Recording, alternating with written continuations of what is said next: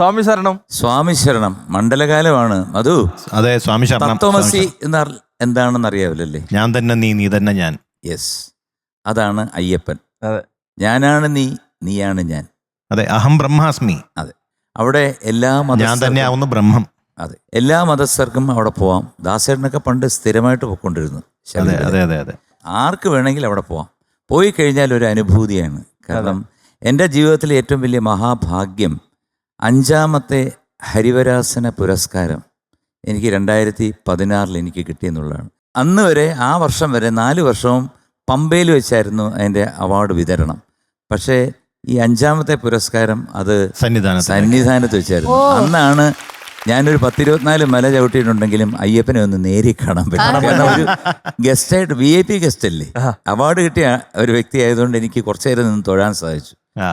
മറക്കാൻ പറ്റില്ല നമുക്ക്. പിന്നെ തിരിച്ചിറങ്ങി വരുമ്പം പിന്നെ ഇനി എന്ന് കാണും എന്നുള്ളൊരു ആഗ്രഹമാണ് മനസ്സിൽ. സ്വാമി ശരണം. ചേട്ടാ, MG സാറിനോട് അയ്യപ്പന് കുറച്ച് സ്നേഹം കൂടുതലുള്ള പോലെ തോന്നുന്നുണ്ടോ? പിന്നെ അല്ലേ? ഉറപ്പായിട്ടും. കാരണം അയ്യപ്പ ഗാനങ്ങൾ എനിക്ക് തോന്നുന്നു അത്രയധികം ഗാനങ്ങൾ നമുക്ക് വേണ്ടി ആലപിച്ചിട്ടുള്ള ആളാണ്. അതും ഇനി ഡ്രസ്സൊക്കെ ഇട്ടപ്പോ എനിക്ക് ഏതൊക്കെയോ കാസറ്റുകളിലും ആൽബംസിലും ഒക്കെ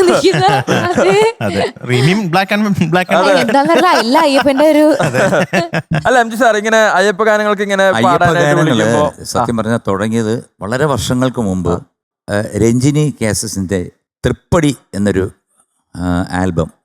അത് 10 പാട്ടും ചാരുകേശി രാഗപൂജയുമായി എന്നുള്ളൊരു പാട്ടാണ് ഏറ്റവും അതിനകത്തെ ഹിറ്റ്. അത് നമ്മുടെ ബിച്ചു തിരുമല ചേട്ടനാണ് എഴുതിയത്.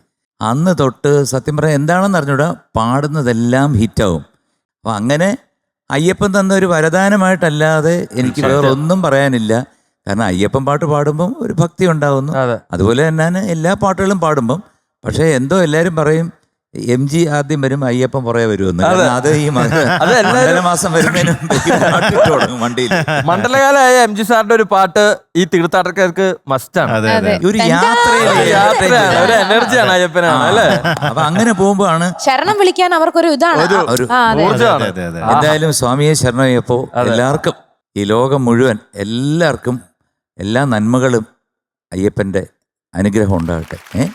നമുക്കും തുടങ്ങിയാലോ? തുടങ്ങാം. അപ്പൊ എന്തായാലും മണ്ഡലകാലത്തിൽ നല്ലൊരു അയ്യപ്പ ഗാനവുമായി നമ്മൾ ഇന്നത്തെ എപ്പിസോഡ് തുടക്കം കുറിച്ചിരിക്കുകയാണ്. അപ്പൊ അയ്യപ്പന്റെ എല്ലാ അനുഗ്രഹവും നമ്മുടെ ഈ ടോപ്പ് സിംഗറിന്റെ ഈ വേദിയിൽ ഉണ്ടാകും. എല്ലാ കുട്ടികൾക്കും. അതെ, എല്ലാ കുട്ടികൾക്കും ഉണ്ടാവും. അപ്പൊ നമുക്ക് തുടങ്ങാം ഇന്നത്തെ കോമ്പറ്റീഷൻ അല്ലേ? അതെ. അപ്പൊ നമ്മൾ ഐശ്വര്യമായിട്ട് തുടങ്ങുക.